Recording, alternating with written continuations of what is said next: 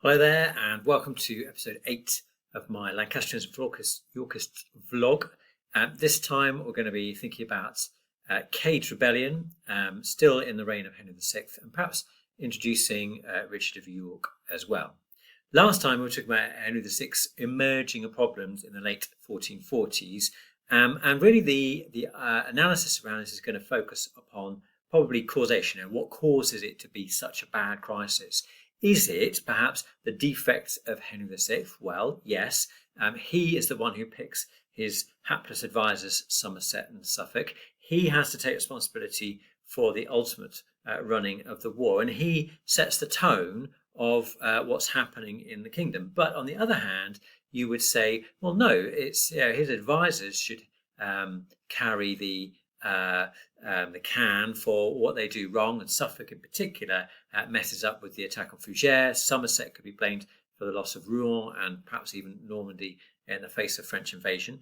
You could argue that the money troubles are not really the fault of Henry VI, that that's a long-term problem caused partly by his father's successful war and partly by trade slumps and other things as well outside of his control. And then thirdly, you could argue that actually the whole 100 Years' War situation is hopeless, and that eventually this sort of thing was just going to catch up with England.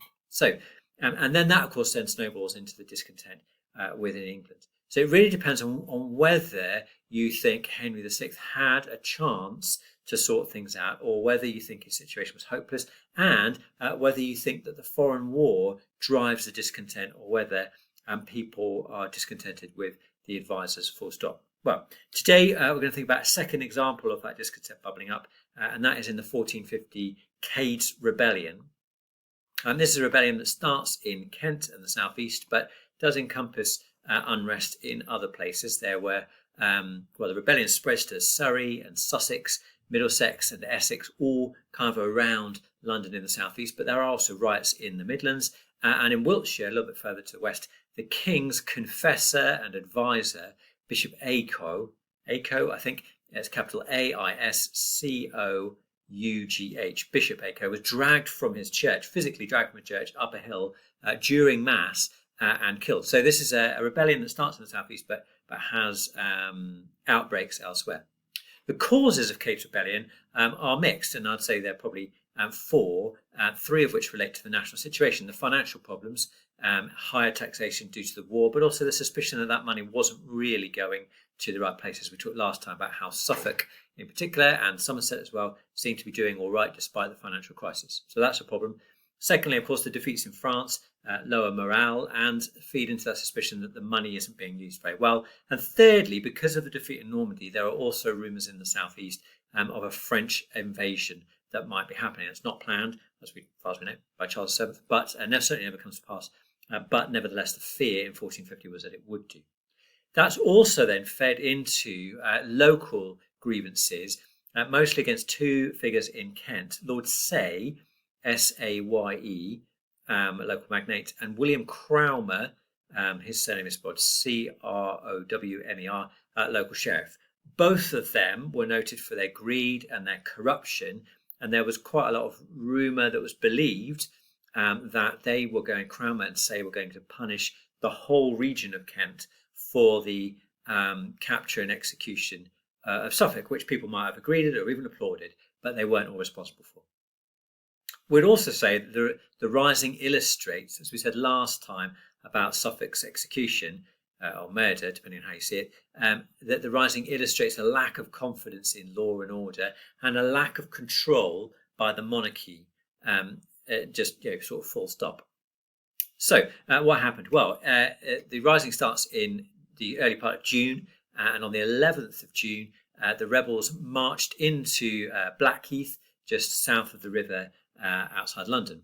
The king was in London at the time. He sent a delegation to speak to them, but that was rejected. And so on the 13th of June, the king actually marched out against the rebels.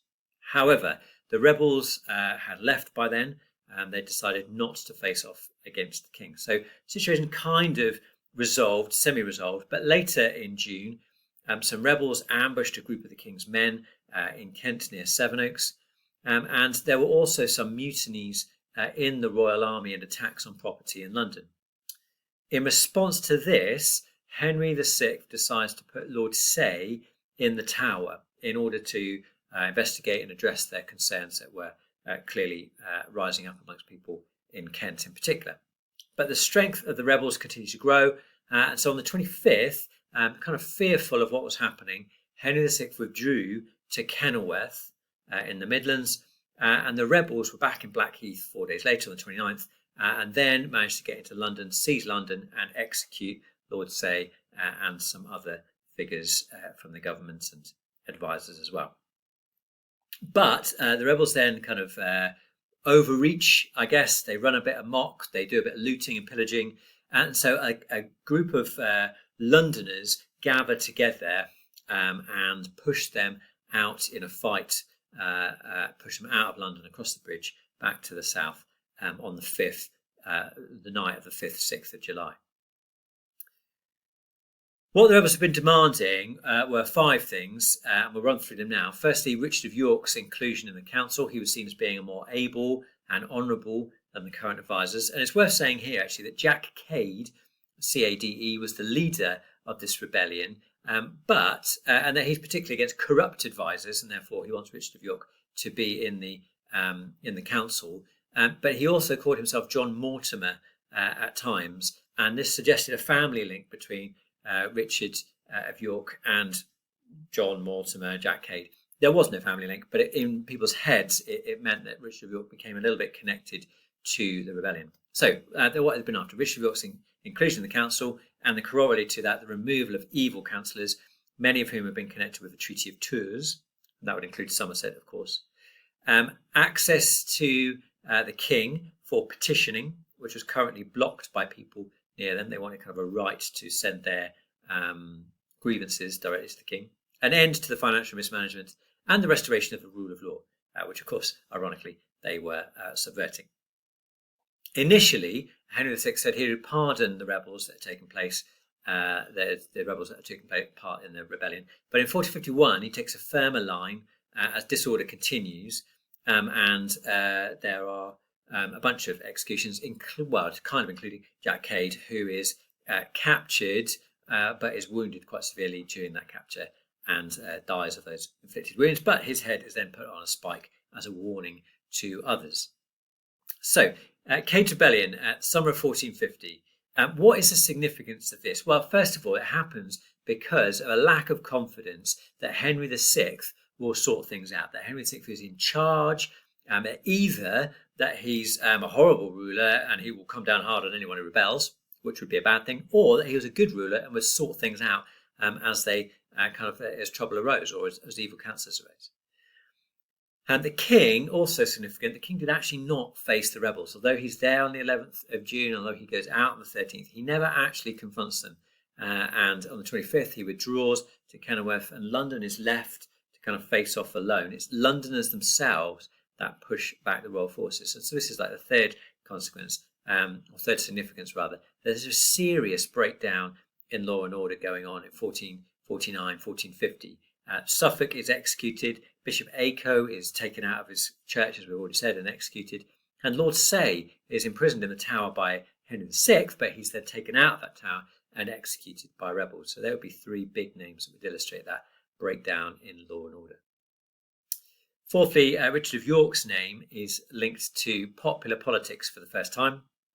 I'm going to talk about him in a moment. And fifthly, it leads to an act of resumption. An act of resumption is when it's kind of a reset button pressed on presents, gifts of land that have been given out by any monarch. So lands that have been given away during Henry VI's reign had to be returned to the crown, and he could then choose whether to give them back to those people or to reward other people with them. However, it's worth saying that act of resumption had already been proposed and pushed for by Parliament. So just in the last few minutes, let's introduce Richard of York to proceedings. Richard of York was Henry VI's closest living male relative at that point, between the death of Humphrey of Gloucester in 1447 and the birth in 1453 of Henry VI's son. So he is the closest living relative and therefore the heir presumptive. He's powerful, He's wealthy. He'd been Lieutenant of France between 1440 and 1445. He was very sore to be replaced with Somerset, and even sorer when Somerset made such a hash of defending Normandy in 1449. Richard of York thought, probably quite rightly, that he should be a close advisor of Henry VI, but he wasn't trusted by Somerset or Suffolk because Richard of York was very pro an aggressive stance in the war against France, whereas they thought that negotiation and peace were the only way forward at this point. He's also not trusted by Margaret of Anjou because he stands to gain from Henry VI's death. He's the heir presumptive, and even more distrusted after the birth of her son because they don't get on and because he would be heir if anything happened to her son. So he's sent to Ireland to keep him out of the way, and he becomes Lieutenant of Ireland. But in 1450, he returns from Ireland and marches into London with 5,000 men. He had been outraged that Somerset had been made captain of Calais after losing Normandy. They seemed to be rewarding him for bad management of the situation, and he demands that advisors are sacked, and he himself is appointed in their place. Now, he should not, without royal permission, he should not have left his post in Ireland, and he certainly shouldn't have turned up in London with 5,000 armed retainers. But York believes that he is in the right, and his aggression and assertiveness here endear him to the public because he seemed to be taking a stand against the people that they think are corrupt and incompetent. Henry VI does compromise to a degree. He does make Richard of York part of the Royal Council. He does agree to the Act of Resumption, but Richard of York doesn't get his debts paid. Remember, he was owed 10% of the £370,000 that the government owed, and they don't legally recognise Richard of York as heir. So he's kind of heir in theory, but not actually in law. Somerset was also still left in charge of the government. So Richard of York seethes for a while, and then in 1452 he actually gathers together an army at Dartford, again just south of London, and faces off against the king. At that time, Somerset and all the other nobility were with the king. But Richard of York demands from the king that Somerset be put on trial. Richard of York says, Henry VI says, maybe we'll do that when you've sent your army home. And York agreed to this, but actually there was a trap, and instead York was forced to apologise. Probably Margaret of York had persuaded Henry VI to sit with Somerset. But also it's worth noting that York was outnumbered at Dartford. He didn't have any choice about doing this. And at that time, Warwick and Warwick's dad, Salisbury, were on the side of Henry and facing off against Richard of York. So in these sort of early 1450s, you might argue actually that Henry VI is showing signs of weakness, but actually is in quite a strong position. He's able to face down Cade's rebellion, and there was never a chance that Cade's rebellion was going to overthrow him. He's also able to compromise and deal with Richard of York, and there's never a chance of Richard of York overthrowing him either in 1452. In fact, successfully, the king turns out with an army, and no face-off is really required. At this stage, there is no possibility of the ending of Henry VI's reign. It doesn't mean he's being successful. It doesn't mean he's in charge or strong, but it does mean that probably we haven't reached the tipping point yet where it's inevitable that he will be overthrown by another magnate. Next time, we will take this story on into the Wars of the Roses proper, and we'll have a think about Margaret of Anjou as well. But that's it for now. Thanks for watching, and I hope that was useful.